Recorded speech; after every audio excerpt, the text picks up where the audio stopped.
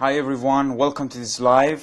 Tonight we are going to go live together with teacher Jennifer. We are going to cover a lot of teaching strategies, including how to teach pronunciation. So I hope that you find it useful, and if you like, you can share it with your friends while we are live, and the live will be saved for 24 hours, hopefully, if Instagram if we have no problem or technical difficulties on Instagram, we can go live, and of course we can save it for 24 hours, and you can join and you can rewatch this live again and again. So I'm going to invite teacher Jennifer for the live, and thank you so much everyone for joining us.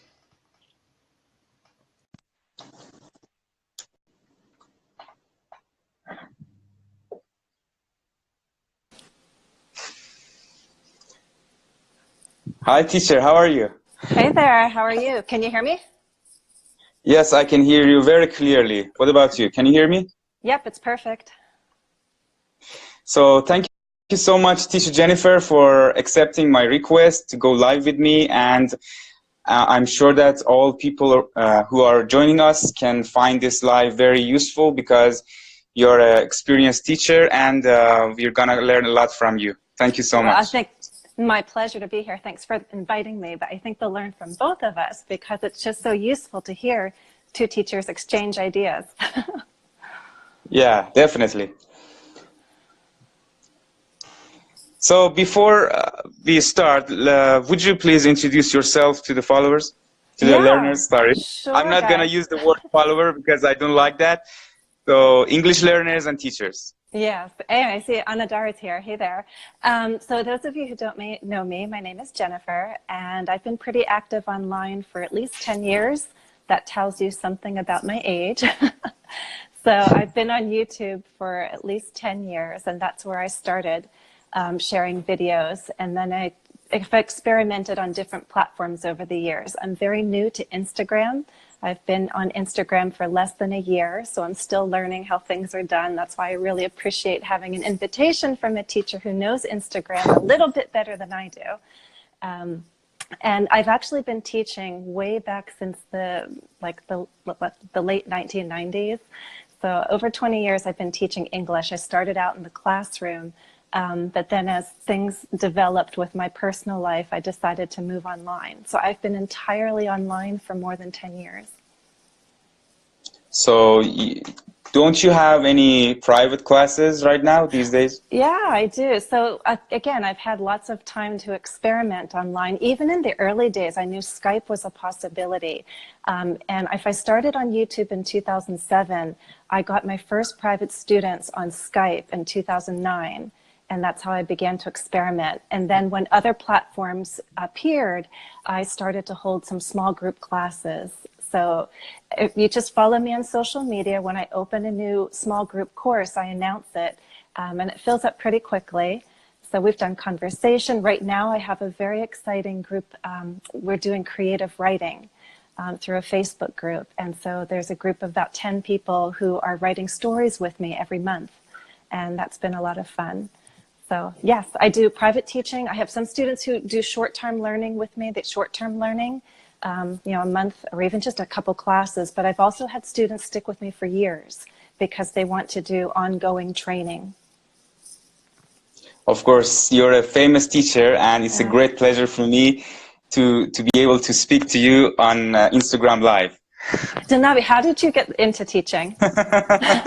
Actually, yeah, I have always loved to become a teacher, and that was my wish, that was my dream. Mm-hmm. And finally, because my story is very long, I want to make it short.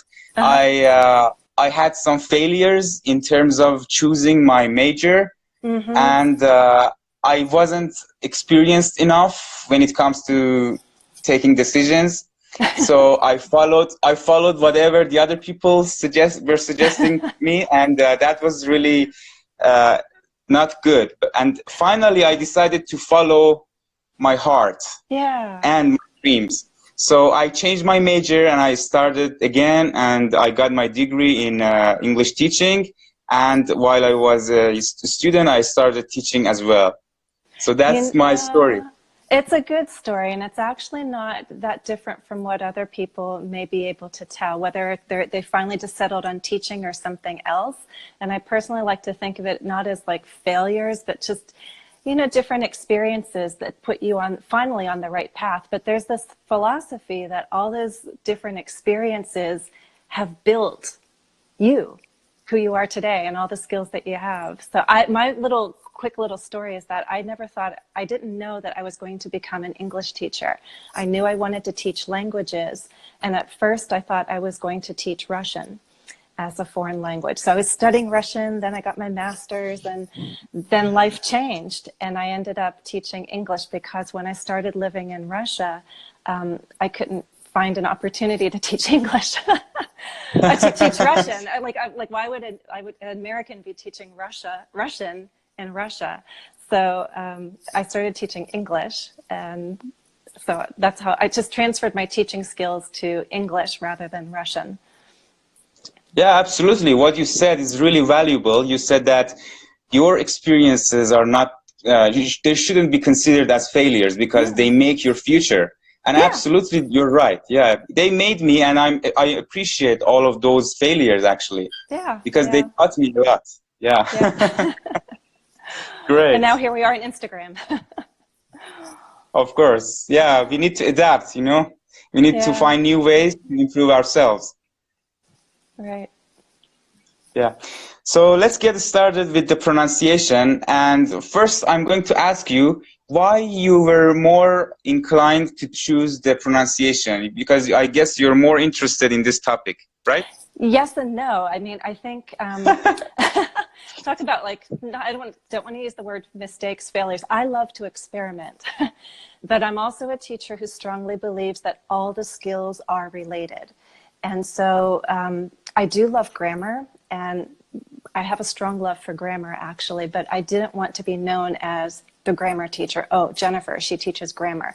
I believe that all skills are necessary, but they're all connected. When you study grammar, you get into pronunciation. If you get into pronunciation, you have reading skills. Reading is connected to vocabulary. You have to learn all of them. And that's a big tip there, is you can't just focus only on your pronunciation to become a fluent speaker of English. You have to give attention to all the different skills. And as teachers, if we're going to help the learners, we have to be ready to help develop all the different skills.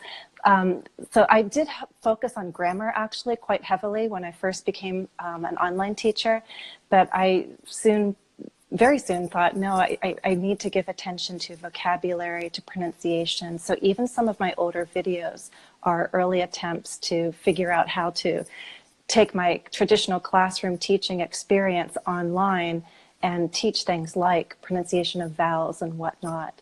But I could also add to that I, just like learners grow, teachers grow too. We're always learning what's the best way to teach. And I made the mistake early on in my teaching of thinking pronunciation is all about sounds. Let's focus on the sounds first, and then we'll go to the bigger stuff, like intonation. And it took me a while to realize that, no, we need to talk about intonation and rhythm and stress at the very beginning. So I actually feel like, although I started initially focusing on grammar, I soon learned that I need to give attention to all skills. And I've been trying to tell people learning English, you need to do the same. Let's focus on all skills. Absolutely. So pronunciation, something which is difficult to some and easy to some other, because I can tell you in my native language, we have a lot of similar words. And of course, I live in a place which is really old, you know, in Persia, in Iran. And we have a dialect which is very close to English, because we have many characteristics of English language integrated in our own dialect. Really? And yeah, we have like schwa, we have, but people who are living in other parts of Iran, they don't have. So that's one reason that I wanted to ask you about the effect of language one, L1, on learning pronunciation. Have you got some other, I mean, international, of course you had some international students that you could teach them, and you found out that their L1 is effective, I mean, is affecting the learning of pronunciation. Do you have any ideas to add? Well, I think you've made a lot of discoveries on your own as a learner and as a teacher. So there's this teacher lingo, the lingo are the terms that we use. And if you start reading about learning languages, you'll hear sometimes these abbreviations like L1, L2. L1 is your first language, L2 is your second language. And yes, there's obviously some interaction between the two, and your L1 affects your L2. It could be positive, it could be negative. In some ways, it's really wonderful if you're an adult learner, because there's a lot that you've learned as an adult that you can transfer immediately, like your reading skills. You know how to read, you know how to find main ideas, that kind of thing. And if there's similarities, and they're close similarities, that's something that can easily transfer, like that schwa. That's easy. The problem can be is if there are sounds, for example, that are similar, but they are different. And then what's happening is you're transferring when you need to modify more to achieve accuracy. This is common, for example, with it and e. Do I sit on a seat, right? Do it and eat, because some people can't easily discriminate between the two sounds. They're so similar, but they are different. And you have to, one, train your ear to hear the difference, and then two, start producing that difference. So it can be a challenge. Sometimes similarities are helpful because you can transfer. And sometimes similarities create difficulty because they are similar and you think, well, that's good enough. And maybe it isn't, because you need to modify to achieve more accuracy. And same thing with grammar. There are things that you can transfer, but if you're transferring too much, then it's not as standard, not as natural. Yeah. Sorry, I'm taking a few notes here. Yeah. But I think just to insert in there, I love to tell people, what is the end goal? The end goal is communication. And I think, Dehnavi, you're an excellent example. Like, you need enough accuracy to have communication. You can have a few mistakes. You can have some different sounds with variation, as long as it's accurate enough to have communication. And that's what we're having. So. Yeah, absolutely. Thank you so much for complimenting me. So now I want to move on to the question of accent versus pronunciation. So what's your experience in terms of teaching accent versus pronunciation? I guess a lot of students, a lot of learners mistake these two, and maybe they want to first go for the accent, and then they are interested in the accent, and so on and so forth. So do you have any idea to share about this? I do, but first I want to ask you, your accent is, if I had to say, it's more North American. So how did you, I wouldn't say, oh yeah, he probably studied like British English. No, it sounds more North American to my ears. So how did you, was that a conscious decision, or it just happened? Actually, that was a conscious decision, as you mentioned, because when I listen to British English, I can't really understand, so I choose to go with the American one. I think British English is absolutely beautiful, but I mean, for fun, I've tried the accent. It doesn't sound very good for me, but I think it's beautiful, but yes, it's hard. I also feel that it's very, very important to expose your ears to all the varieties, because English is a global language. You need to understand the Australians, those in New Zealand, Canada, America, anywhere they're speaking English, and the variety of accents in the UK are very different too. So expose your ears to all the different so-called accents. The main variety is British, Australian, American.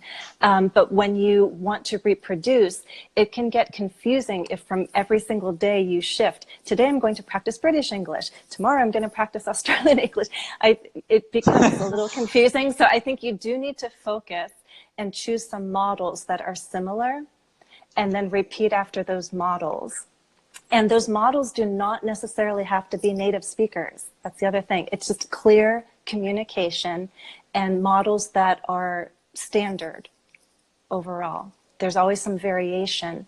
But I think that's a mistake of this whole concept. I need to sound exactly like a native speaker. And can you please help me lose my accent? Everybody has an accent. I have an accent. Sometimes when we're interacting with different Americans, we ask each other, oh, where are you from?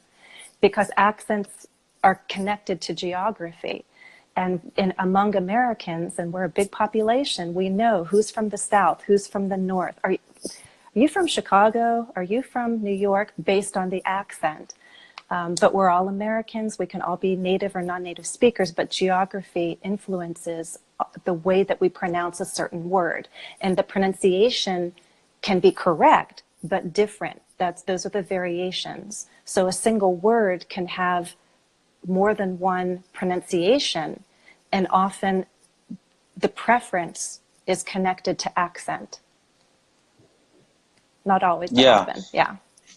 Yeah, to complement what you said, I want to add the tool that I wanted to speak about, which is forvo.com. Have you tried Forvo? Love it. I use it all the time. When I do readings, I sometimes volunteer, and here's to do readings for different sites. And when I do an academic reading, there are words or terms or names. I'm like, how do I say that? And I go to forvo.com and I listen to a variety of speakers. And then again, I train my ears to understand what's the acceptable variation of this name, of this word. And then I repeat after a model that I like, and then I can do my reading. So it's wonderful because you can choose American, British, Australian, whatever. Yeah, that's a great point. And thank you so much for talking about the Forvo and the way that you use forvo.com for your job, and it has helped you. Even as a native speaker, it is useful. It is, especially proper names, like when names of places, mountains, parks, museums, or people of historical importance, I don't know how to say their names correctly, and I use Forvo. What do you use it for? I use it for teaching my students how to pronounce the words. For example, if someone wants to learn the differences between the British and American, I can easily suggest that they use this tool to listen to the real English. You know, because some of these dictionaries that my students have, they're very robotic. You know, they sound like a robot. Yes. So that's why I use this, and I take advantage of this great website that can give us the opportunity to listen to the different accents. So again, it's one, training your ear. So if you have this word like photographer, you can go and listen to a male speaker, a female speaker, people from the U.S. They'll say U.S. South, U.S. North, different locations within the U.S., British English, Australian English, and then also different countries. Maybe you want to hear someone from Germany say the word. But you're training your ear to understand the word and accept some variation. And that's good for your listening. But then also when you want to listen, repeat, you focus on a model that you particularly like, and you can give preference to that model. And that's the one that you can play 10 times, and you can repeat after that model. Yeah, great. So that's the time that I want to add another idea that I told you before about recording your voice. Yeah. Because you're a native speaker, you didn't do that for the English. Am I right? Did you? Listen to myself? No, but I mean, as teachers, I had to get used to hearing myself and seeing myself when I became an online teacher, and I videotaped myself so often. Now I'm very used to it, but at first it's really hard to get used to the idea of like, oh my gosh, look at me, or how do I sound? So it forces you to become comfortable with how you sound. And in this case, how learners sound in English. Be comfortable with your voice in English. So how useful is recording voice to an English learner? I think it's incredibly useful because it's part of self-evaluation. Feedback from a teacher is great. Feedback from other learners can be helpful too. But you have to learn how to self-evaluate as well. And one of the playlists that I've been developing for a long time, because it's quite ambitious, is I'm building a collection of small practice texts. So if you go to YouTube and look at my playlists, I have an oral reading fluency playlist. And they're just short, easy text with high frequency vocabulary. And it's meant to be easy because when you read it, I don't want you to be challenged by comprehension. I want you to focus on reading with expression and reading with natural intonation and following my model. And the idea is that you listen to me and then you listen, repeat, then we read together. So it's multiple readings. And I tell people the greatest way to check your progress is to record on day 1, practice, practice, practice, and record on day, let's say 6 or 7.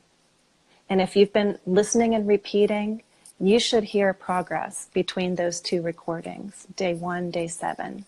So self-evaluation, do you hear the confidence? Do you hear the fluency? Do you hear more accuracy in terms of how you sound and how I sound? Do they match more closely?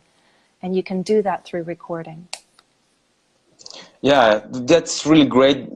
I remember when I started teaching online on an application, I told them to speak about a topic, and after the course, again, I asked them to record their voice and just compare these two. It can really motivate those students. That's great. Did you ever hear of that? There's a format that has become popular in the classroom. And sometimes, people say, but I don't have anyone to practice with. What do I do? I can't afford a class. There are ways you can study on your own. You just have to ask people, get their recommendations. And Dehnavi and I are giving you ideas right now. But Dehnavi, do you hear? They have different terms or different names for it. But the whole concept is like where you speak to different partners for, let's say, for 2 minutes, 1 minute. And each time you speak to a different person, you're repeating basically the same content, but you're reducing the speaking time so that by the time you get down to, let's say, a minute or less, you're pretty confident about what you want to say. So in the classroom, it's fun because you can have people talk to different partners. And by the time you get to your 3rd or 4th partner, you know what you're going to say this time because you're repeating the same information, but you're more confident about the vocabulary and the grammar and your pronunciation. So what you could do with a recording is just pick a topic, like what did you do yesterday, your favorite vacation, or a movie review, and give yourself like 4 minutes and just say everything that you possibly can think. Don't plan, just press that record button and go for it. Then reduce it to 3 minutes, repeat it again. Then reduce it to 2 minutes. Finally, see if you can go a minute or less with a smoother, more confident recording. And you probably can. Yeah, that was a good practice, and it was new to me. It was a new idea, and that's really great. Thank you for your recommendations. There's a lot of fun. Anna saying she wrote a poem about progress. Practice makes progress. Yes, it does. Beautiful. So just very short, I want to ask you because I have question. I guess if I use video recording, because we are going live now. I record videos of myself. You record videos of yourself. So this is going to for me, it's gonna help me a lot because I can gain the confidence. So I guess for the students it applies. And I want to start this, but I don't know because my students, my learners are terrified, terrified of video recording. So this is a question for me. I don't know what to do. I have never consulted with anyone about this problem that I have. You suggest that, or you think it's a good idea? Going live with your students? Actually, no. But I say that, for example, they record some videos of themselves. Yeah. Speaking about something, and then we show it in the class. Do you think it's useful? Yes. Of course it's useful, but I don't know. Yes. Yeah, I don't know how to motivate them because they think that video recording is very scary for them. You can also do it in pairs. You pair them up so that they're doing something together, because it's less scary, it's less intimidating to be up there with a partner, and keep it very short at first, very short, simple, fun task, so that it becomes comfortable. But you definitely want to do this multiple times, because the first time is the hardest. It's like anything. It's like jumping into a pool is a little scary at first, but if you do it 5, 10 times, it becomes easier. And again, this goes back to the idea that the learners need to become comfortable hearing themselves in English. And I think the nice thing about classes is that you have the support of your classmates. So and it's the job of the teacher to build that positive environment and know that we're all here to help one another. And this is a place where it's okay to make the mistakes. It's okay not to be exactly at the level you want to be. Nobody will be that first or even second time or third or fourth time, but you're all shooting for the same goal and you support each other. The confidence that you can develop in a classroom with a teacher is confidence then you can transfer outside of the classroom in the real life situations. So classes are a place of practice, but they're a place of support too. So it's a time where you do need to be open to trying some scary things like video recording. And if you know that everyone is going to do it, and if you set the atmosphere as very positive, and I think if you choose a fun topic, it's good. I've had people, sometimes they don't want to go on camera, they don't want to see themselves, and a nice way to transition to speaking and using video is just using photographs. Just choose photos. I've had students choose like 2 or 3 photos from their photo album, and they'll just record descriptions of their photos. And so that's something they can share initially, just to get the whole idea of recording their voice using video. So initially they're not on screen, it's just their photos and just their voice. So you can build up towards that. Yeah, I know I can't get enough of your ideas, and they are absolutely inspiring for me. Oh, thank you. Wonderful. So do you that's have favorite great. pronunciation? And yeah. I want to ask them, because I love ideas, but I like hearing from other teachers, because often they have ideas that I've either never tried or just never considered, or like what works well when you want to do pronunciation with your students? Pronunciation, actually, my method is simple, and that's like I ask them to repeat yeah, and sometimes I teach them phonetics, but they find it very hard and they cannot distinguish the phonetics, so I refer them to the forward.com or other dictionaries to listen to the true pronunciation. Yeah. You know, similar to Forvo, I think I told you when we were talking before the live, is I use Youglish a lot. Youglish, yeah. Yeah, I don't know if you want to type that in the comments, but you, like Y-O-U, glish, like the end of English, youglish.com. And I use that a lot, and I recommend it a lot. It's a wonderful pronunciation tool, but I also have recommended it for vocabulary and grammar. So Forvo is great because you can get a single word, sometimes a phrase, but usually just a single word. And then you hear different people say it. But when you go to Youglish and type in a word, you'll get the word in context in a sentence that someone is saying. And the results are video clips from YouTube. So you can hear that word. If you click through all the results, you can still hear it 10 times, 15, 20. As many times as there are research results, you can keep clicking, and you're training your ear to hear that word, but in context. And then you can filter for Australian, US, and British English, which is really good. But something that you can do with that is, again, you click through, find the model that you particularly like, and then you can put it on replay, listen to it a few times, the whole sentence that that person is saying, and then learn to repeat not just that word, but a phrase, or even better, a whole sentence. And if you're interested in that topic, you can even watch more of that video and then sort of, role play whatever that person is saying, you repeat after them. You can always read the transcript below, which is like, reading. It's very nice to hear and to read, or to try to read along, or again, record yourself and listen, self-evaluate. But Euclid is great for listening to words in context. And then you can also see how the words are used.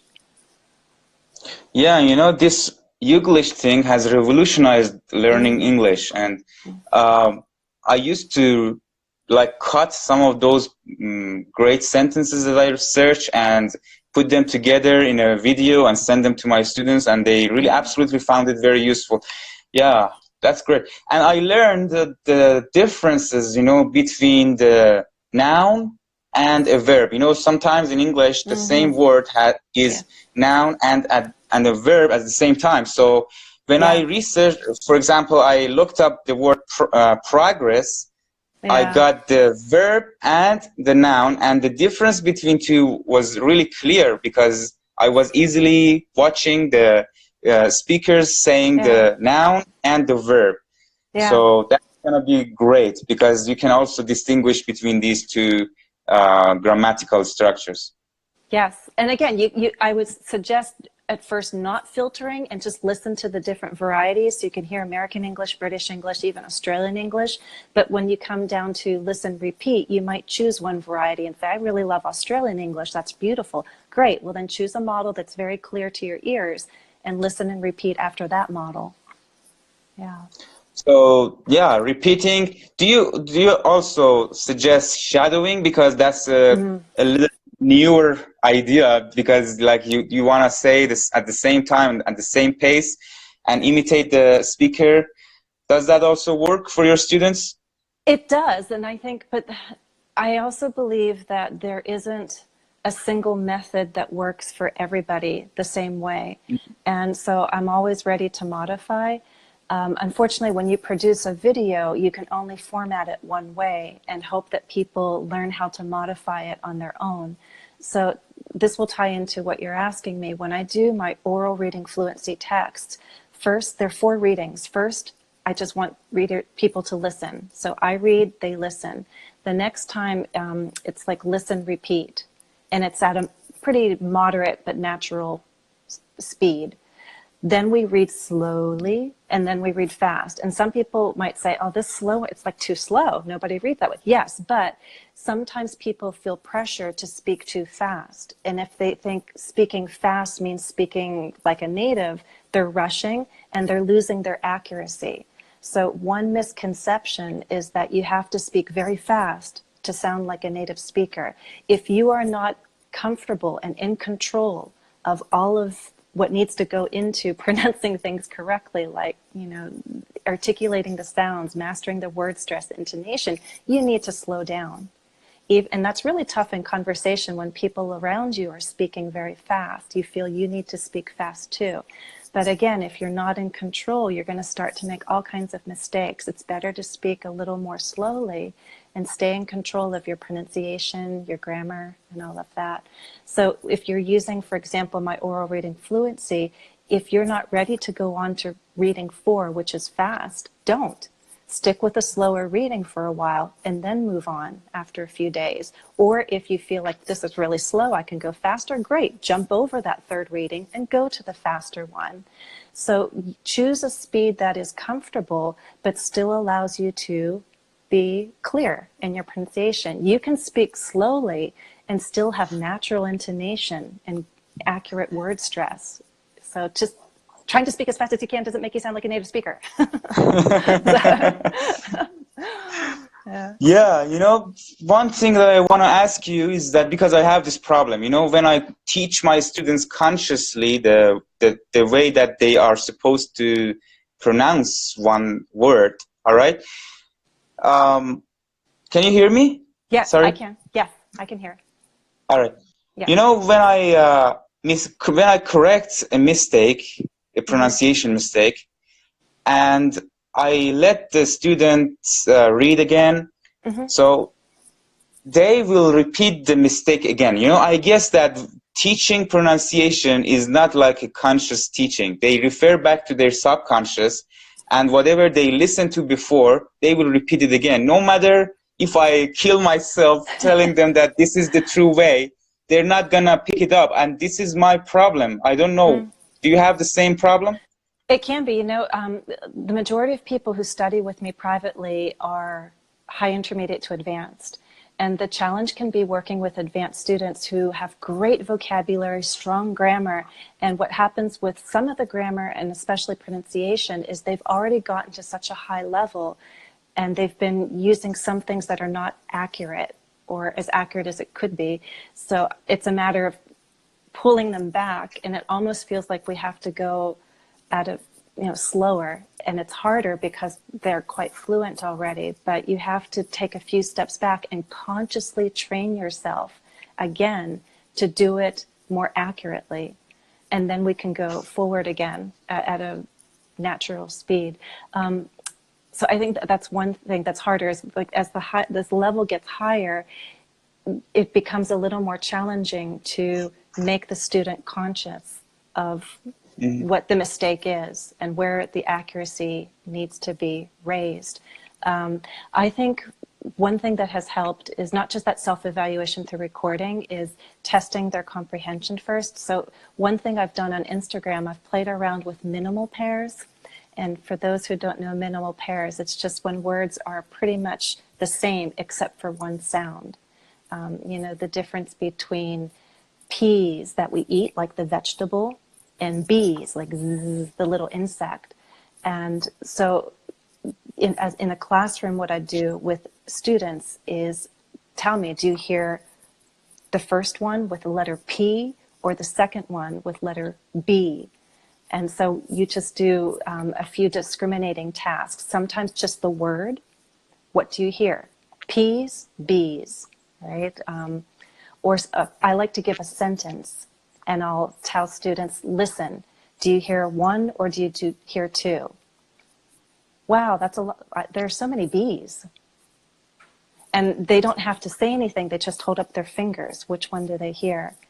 Privately, I do this with students. There might be like a list of 5 to 10 minimal pairs, and we read sentences, and they have to choose one of the two words. So they're reading and they're choosing either peas with a letter P or bees with a letter B.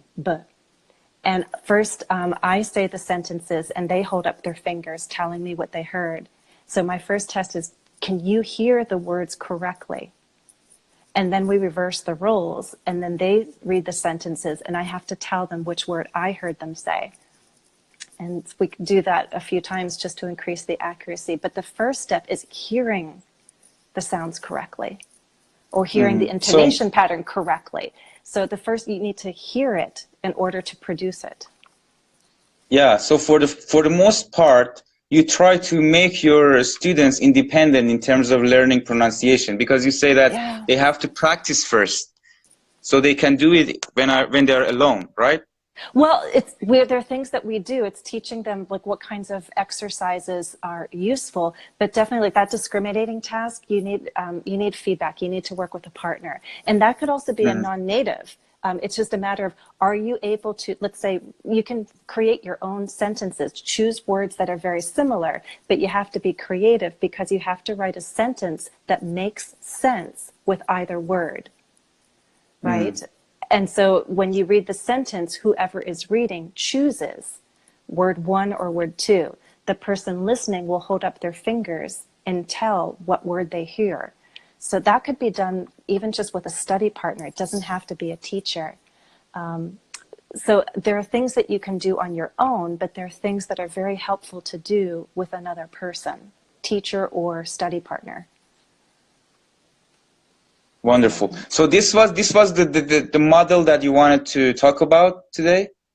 Oh, there's for me it's still day.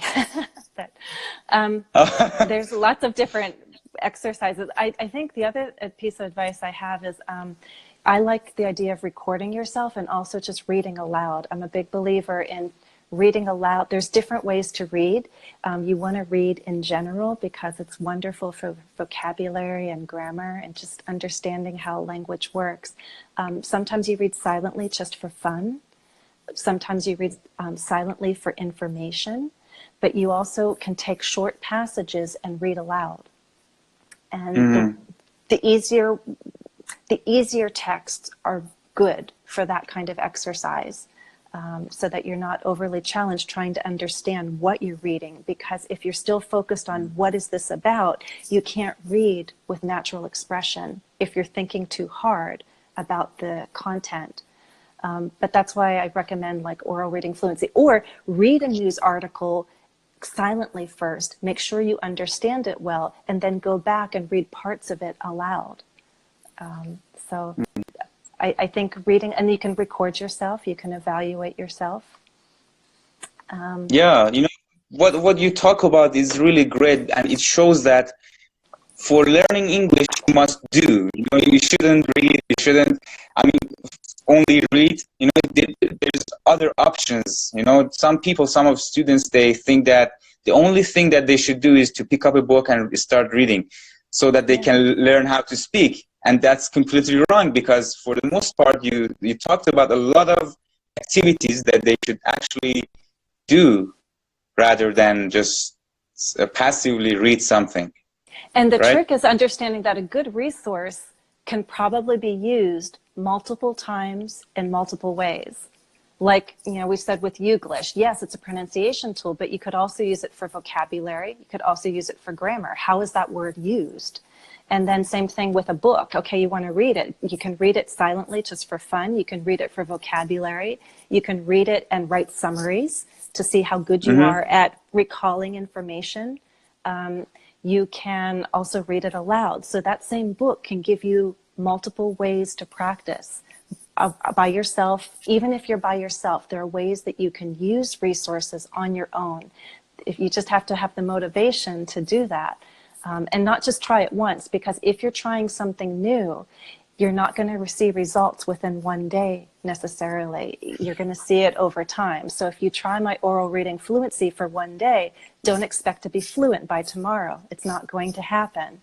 But if you use the text over time, I think your confidence will build. And another thing I like to do is if you're at the level where you're comfortable reading online articles and blog posts, great. Then you can read some of those aloud. And what you can do is choose short parts of those posts, not the whole thing necessarily, and really get good at reading a short excerpt. And it's not just reading it over and over. I think it's very worthwhile learning about thought groups, which is something maybe Dehnavi you teach in your classes, and I have YouTube videos on thought groups. You'll learn about thought groups in my oral reading fluency. I have a playlist on intonation. And if you learn how to break large sentences into thought groups, you will learn how to have better rhythm and better intonation.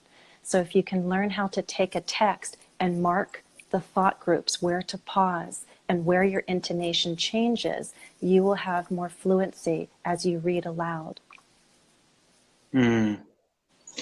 So that's, you know, going into the details of pronunciation. When you say talk about the, it is like you need to work very hard in order to understand the different building blocks of these words and these readings, and then you will finally pick it up and use it subconsciously, right? Yes, yes. Because if you ask native speakers what are thought groups, they're like, what? You know, they don't know. If rising intonation, lower, no, you don't think about it. You just kind of do it. But yes, if you start consciously teaching yourself how language is broken up, then that knowledge, after you practice it for a while, will transfer to your conversational speech. As you were talking about the building blocks of language, we know that the building blocks of language, we don't say the building blocks of language. The building blocks of language, that is a thought group.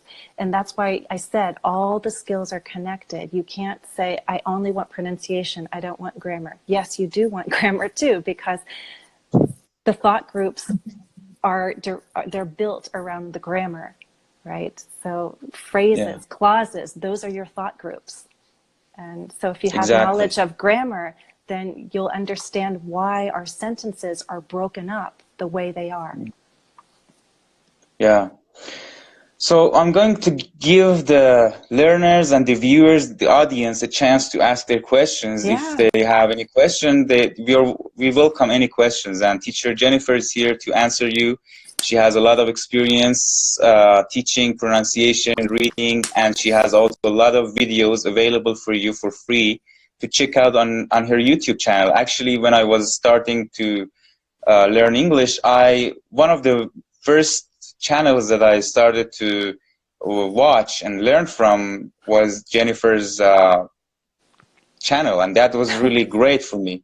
And it still is, really, I'm telling you. Thank you. Well, I'm glad you watched way back then, because I was learning how to make videos. I'm still learning, but it's like Instagram. I'm still learning now. But I've been experimenting. And so if you like the whole idea of like repeating, then you'll see that some of my more recent posts over the past month have been short talks about history. And so if you listen to them, it's first a test if you're listening. And if you want the full transcript, you go over to a platform called Kiki, and I have an English vocabulary page there, and I share the full transcript, and I repost the video. You can take that transcript and practice it reading aloud. You practice, record yourself on day one, practice, follow my model. If you know how to mark thought groups, that would be useful. And then keep practicing and record yourself on, say, day 5 or day 6, day 7, before I post the next one. So one video is not just for that one day of practice. You can reuse it for a whole week of practice. I see somebody asked a question about somebody and someone. Do you want to answer that one? Is there a difference between someone and somebody? To me, they are synonymous, but I don't know because I'm not a native speaker. But no, it's basically the same thing. We can interchange them. Somebody is considered a little more informal. Is someone there to help? Is somebody there? We can use them in conversation, really doesn't matter, but someone is your general vocabulary, and somebody can be a little more conversational, perhaps a little less formal, but basically the same. Same thing with everyone, everybody, anyone, anybody. Yeah. Great. So that was really wonderful conversation I had with you, and I learned like tons of things. And I'm so surprised with this live. I'm so thankful to you, teacher Jennifer. Oh, it's my pleasure. But I wouldn't mind going again, because I have questions. I'd love to learn more about your culture. And I didn't realize you're saying things like there are so many similarities between English and a language spoken there. Yeah. I didn't know that. Actually, I live in a small city, okay? It's very, very old. And we use some words that they are also used in Europe, in Northern Europe, in Germany, and also in English. And when I talk about them in my classes, all my students are like, wow, is it possible that we live in a small city and we have these kind of similarities with English language? And, you know, this is something that it is given to us by our ancestors. And like, as you know, the Indo-European languages, they are from the same family. The same group of languages, so that's why that there are lots of similarities in between. Yeah. And I think every language has borrowed words. I have a lesson on that on YouTube. It's just there's so many words you can include in that kind of video of how many so-called foreign words we use in English. Someone asked a question. Go ahead. Yes.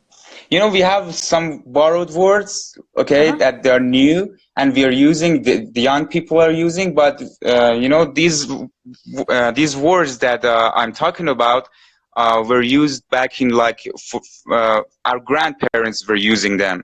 Really? And they are very old, very, very old, yeah. I mean, if you take a look at, if you research about the roots of English and the roots words of Persian, so many of them are similar, like the word embrace. Okay, embrace means like to hug something like and it comes from a Persian word which is called hambar. You know, hambar, embrace, something like that. Hambar means together, doing something like that. see? That was one small example. Yeah. Interesting. Yeah. I think someone asked a question about what do you think about correcting students who make the mistake over and over again? I think it's not going to be productive. After what, if they're not correct, if it's happening multiple times, you need to find another approach. This goes back to what I said. The first task is noticing, like a noticing task. Instead of asking the student to, you can have them try to produce, for example, a sound, listening and repeating after you. But after 10 times, if there's no increased accuracy, I think what you need to do is pull back and pull away from the production for a moment and focus on just listening. Can they hear it? Because if they're not hearing it, how can you ask them to produce it? So you need to take either your sample or a sample from a movie or Youglish or something and let them listen and ask them questions like, what word did you hear? Or you heard this word, where was the word stress? Was it on this first syllable? Was it on the second syllable? What did you hear?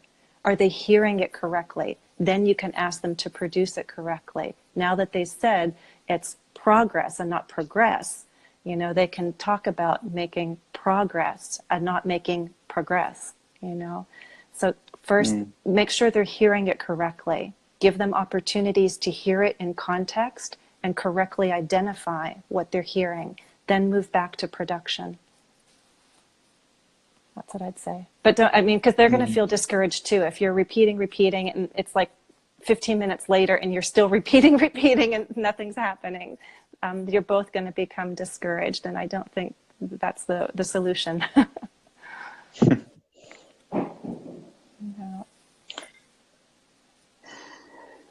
So I guess no one else has, no more questions. So do you have any question for me, Teacher Jennifer?